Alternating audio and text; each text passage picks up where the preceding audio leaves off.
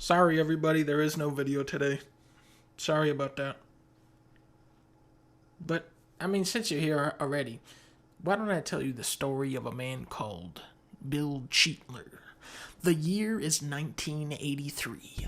Michael Jackson's Thriller is tearing up the charts. The new family computer, Famicom, is released in Japan. And somewhere in Westfields, Missouri, a man is overseeing operations at the 14th largest Frito-Lay factory in America. His name is Bill Cheatler.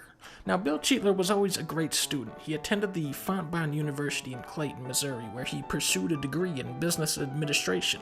As part of his education, he took on an internship at Frito-Lay, where he would work on the assembly line, dusting Lay's chips with onion powder and various preservative chemicals. Bill Cheatler became so dedicated to his work that his entire diet was exclusively dominated by snacks produced by the factory. For breakfast, Twinkies, for lunch, Funyuns, and for dinner, ranch and lime flavored Fritos, which nobody would eat. These things were terrible and they would be discontinued months later.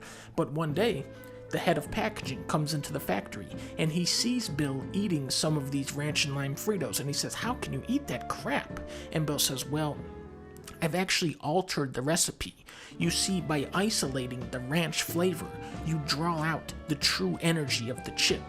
Head of packaging takes a Frito, puts it in his mouth. He turns to Bill and he says, "You are the genius of potato chips." It didn't take long for Bill Cheatler to rise through the company's ranks. His passion for his work was intense, and he would often stay at work late perfecting the recipes for his latest treats. The factory was now closed, the machinery and lights turned off, except for Bill's office in the corner of the second floor.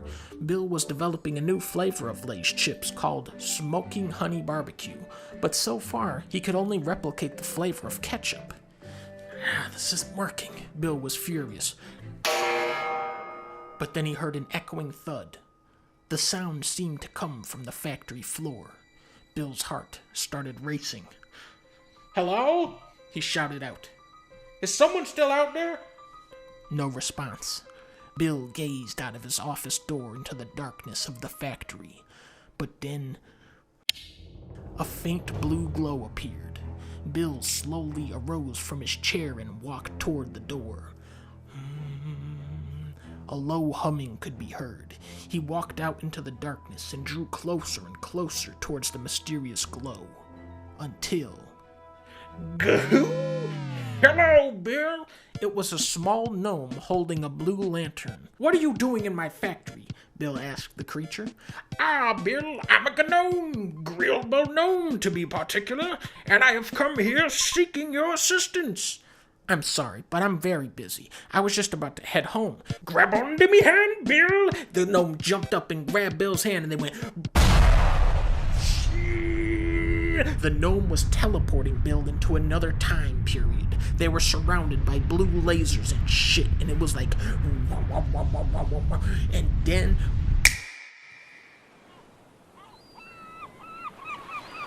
Bill awoke on what appeared to be a pirate ship. "Arg, matey! What are you doing on me ship, the SS Scooberdungus?" "Listen, I just work for Frito's company, and I was tricked onto this ship by a little gnome." "A gnome! The captain and his crew burst into laughter. "You have to listen to me, Silverbeard. I did not choose to come here." "No, you listen, Bill Cheater. You have cheated me out of me fee of passage. Either pay up me money, or you'll have to travel in stowaway class." Bill reached into his wallet and hands over to Silverbeard about $3.17. $3.17? This be a pittance! This be a mockery! This be an insult! "Listen, you big asshole, once we get to shore, then I can go to an ATM and I can pay you the rest of the money. You don't have to worry about that." "Go to shore," he says. "It looks like you'll be traveling in stowaway class." Stowaway, throw away, stowaway, throw away. All the pirates started chanting. "And where do stowaways go, me mateys? Throw 'em overboard. Walk the plank, Mr. Bill." Bill is surrounded on all sides by pirates. He walks onto the plank. There's a bunch of sharks under the boat. And then he bounces off the plank into the air. It starts doing 300 front flips, and then Bill pulls out a gun, starts shooting at the pirates. Oh, fuck! Big ass battle breaks out. Bill is shooting at all the pirates. He lands in the lookout part, the crow's nest or whatever the fuck that's called. Bill is getting the upper hand. Shake him out of the nest. The pirate starts shaking a big pole, trying to shake him out. Whoa, whoa, whoa, whoa. He's wobbling all over, but then Bill spots a barrel on the main bow. He's got only one bullet left. He takes aim. Direct hit. Orange powder explodes from the barrel. Not me powder, you fool! You'll damn us all to hell! Deep from the ocean floor, a giant creature locks onto the delicious scent of powdered cheese. A giant octopus monster called Peter Octopus starts picking up pirates and throwing them into the sea. He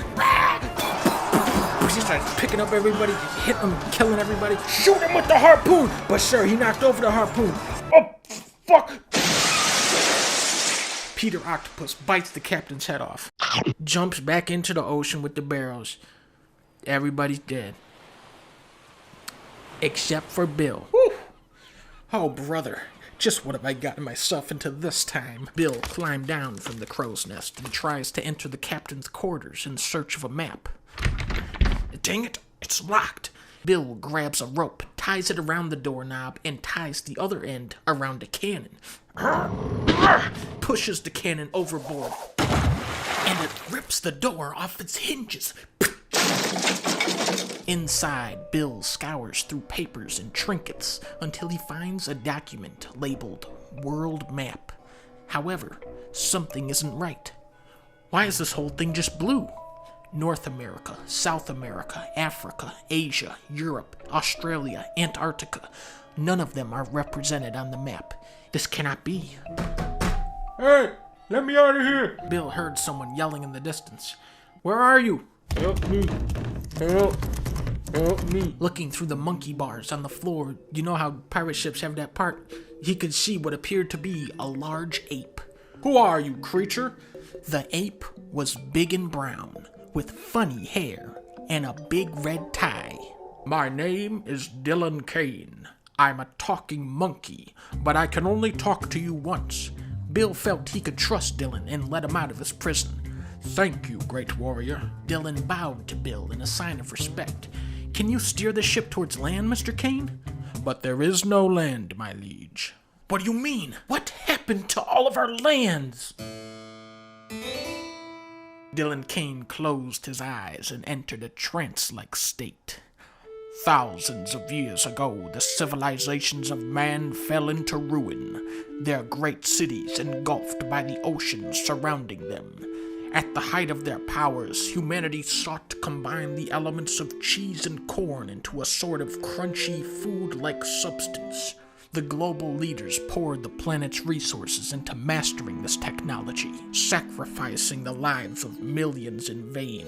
Hundreds of wars broke out on the surface while those in power dug deep into the Earth's core. In their desperation, they turned to a man called Kilgore Prime, a powerful Sith Jedi who was half robot, half orc, and he had laser vision. Kilgore Prime was granted access to the Rod of Destiny, but he betrayed the humans and summoned a giant wave, destroying everything in its path. Only pockets of humanity survived the Orcus-Worcus flood, and now we sail around the world looking for corn to eat. Only you, Bill Cheadle, have the power of the Summoner to defeat Galactus Prime and save the world from its final reckoning. Bill was stunned. But I'm just a manager of a food processing factory in Shitston, Ohio. How can I ever defeat Galactus? Quick, defeat Galactus. There he is. Bill Cheadle, you think you can face me in my domain? Dude transforms into a big-ass robot and starts shooting big-ass fucking lasers and shit. And die, Galactus bastard. Ah, shit, Galactus has hundreds of powers. Grab onto my belt, Robo! Bill shoots a grapple hook onto the moon and starts swinging around the moon. Robo, if I don't make it, tell Donkey Kong I love him. Bill launches himself like a missile through the heart of Galactus and kills his stupid fucking head off. Well, Darth, looks like your reign of terror is over. Then all the little Ewoks started dancing. Come on, Grillbo, let's go home. Bill woke up in his bed back in Iowa. Was it all a dream? He had breakfast, took a shower, and started walking to work. He saw Old Man Jenkins walking his beagle. Hi, Bill. The baker, Patissimo, was putting loaves of bread in his storefront window. Hi, Bill. And then, who did Bill bump into but Chester Cheetah? Here you go, Bill. Here is my secret recipe. Bill Cheetah went into work, excited for the first time in his life. He took a weird-looking corn chip and started pouring mac and cheese powder on top of it. His employees looked at him confused. Sir, what are you doing? Making Cheetos, Grillbo. Making Cheetos.